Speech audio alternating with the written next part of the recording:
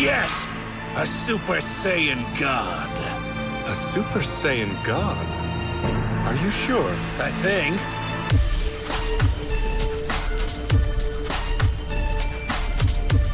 Prepare yourself, damn Saiyan. Smash that like button, and if you're new to the channel, make sure to hit that subscribe button and turn on notifications. That way you never miss a video. Before we jump right into this brand new Dragon Ball fan manga, I gotta keep it 100 with you guys and give you guys my thoughts on Battle of Gods. So in the anime and also in the movie, in my opinion, Battle of Gods is one of the strongest movies that have come from Dragon Ball, and also one of the coolest storylines, if not the coolest one, in Dragon Ball Super. This is something that Akira Toriyama and the crew working behind Dragon Ball and Dragon Ball Super concurrently, they did this completely right because of the fact that it starts off the story not from our hero's perspective, but it starts off the story from a brand new character that is probably the best brand new character that we got in Dragon Ball Super. I know I love Goku Black, but in my opinion he wasn't 100% thought out very well. I think Beerus is a much stronger character when it comes to brand new characters in Dragon Ball Super. And we get this brand new character with a brand new level to the world of Dragon Ball, where we have now angels and gods of destruction, a whole new hierarchy with this new series, or potential new series. Obviously it started off with a movie, and this was just such a cool way to start it out with a premonition. This God of Destruction had a premonition of a brand new Super Saiyan transformation that we've never heard of before or never seen. And honestly, when I first heard it all those years ago, it sounded like something fan fiction-y, Super Saiyan God. Like, it sounded like almost like Super Saiyan Silver or Hyper Super Saiyan. It just sounded something like along those lines. And I definitely was really intrigued into what he was talking about. This premonition that Beerus came up with, this premonition sets the stage and sets the tone for the rest of not only that movie and Resurrection of F, but also all of Dragon Ball Super, because then we get into the Plains of the Gods, where Goku and his Saiyan friends, Saiyan family, can reach the level of the gods through either the ritual or training, and it just sets everything so perfectly. So this is one of the coolest story moments in Dragon Ball and Dragon Ball Super, and it is just a shame that it is completely dropped right after Battle of Gods. We get Resurrection of F, and basically Super Saiyan God doesn't really mean much after that. I mean, you bring it up every once in a while, and yeah, in the manga it's used differently, but for the most part it just basically is completely scrapped. And Beerus having premonitions, or what the premonition meant, also is completely scrapped, which is completely sad and makes me a sad panda just to think about it. But today we have a brand new Dragon Ball fan manga, and this one comes to us by Makarotu on Twitter. I'm going to have a link to the Twitter account in the description below and the top comment. We begin the story with Beerus looking at what I can only assume is Whis' staff intently, and he gets a realization. That realization is that this being, this Saiyan, he's wearing the Potara earrings that the Supreme Kai wears. And this particular fusion is so powerful that he believes that it could be the Super Saiyan God of Legend. Whis concurs that this being seems to be over-exceptionally strong for a mortal, and that Beerus could be right about his premonition. There's only one way to find out, so Whis uses his staff and begins the process of traveling to Earth. Meanwhile, we see Vegito over not only Piccolo, Goten, Trunks, and Gohan, and I can only assume that this means that he has rescued the other people from Majin Buu, meaning that this version of events means that Vegito actually defeated Majin Buu and was able to save his friends and family, and he seems like he's 100% content with the fact that this conflict is over.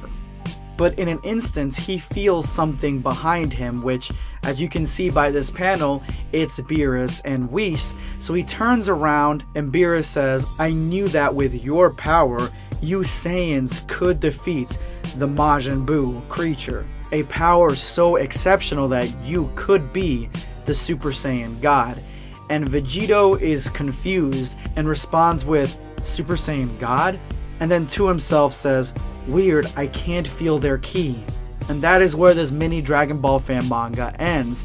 Obviously, it's just a short scenario showing what could have happened if Beerus and Whis, which in my opinion are really good characters on their own, they went into Dragon Ball Z. If they were there to meet with Vegito to talk to him about the Super Saiyan God legend. And it is understandable to see Vegito and think that he would be the Super Saiyan God, because Vegito at this moment in time, and even in Dragon Ball Super, he is the most powerful being on the planet in Universe 7. He is beyond limits.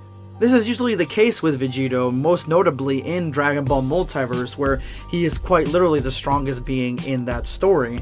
And so for someone like Beerus, yeah, Vegito would seem like a character that fits the description of Super Saiyan God. And it actually reminds me of Dragon Ball Multiverse, where we actually get the one reference to Dragon Ball Super. We get Beerus and Whis watching the tournament in the stands and asking people about the Super Saiyan God legend while he watches Vegito fight Broly. It just reminds me of that. And so the next logical conclusion to this chapter would be, does Vegito spar with Beerus, and how strong is Vegito against Beerus? This is very difficult to say, in my opinion, because we don't really know the depths of Beerus's power or how Vegito stacks up to Super Saiyan God. Is Vegito as strong as Super Saiyan God? Is he less powerful than Super Saiyan God? Does he have different abilities or pros and cons to Super Saiyan God? We don't really know. We don't really know too much about that power scaling. And so I want to ask you guys in the comment section below, if Super Vegito fought Beerus, would that be a good fight? Would that be something similar to Super Saiyan God versus Beerus? Or would that be more akin to Super Saiyan 3 Goku versus Beerus? Let me know in the comment section below, but more than likely, Beerus would want to spar with Vegito just to see what the situation is with this fusion, and eventually, if the rules of Dragon Ball Super apply, Vegito would completely defuse and go back to Goku and Vegeta. So I don't see how a fusion character would be a Super Saiyan God. I think that if that were the case, then Beerus would still be on the hunt for Super Saiyan God.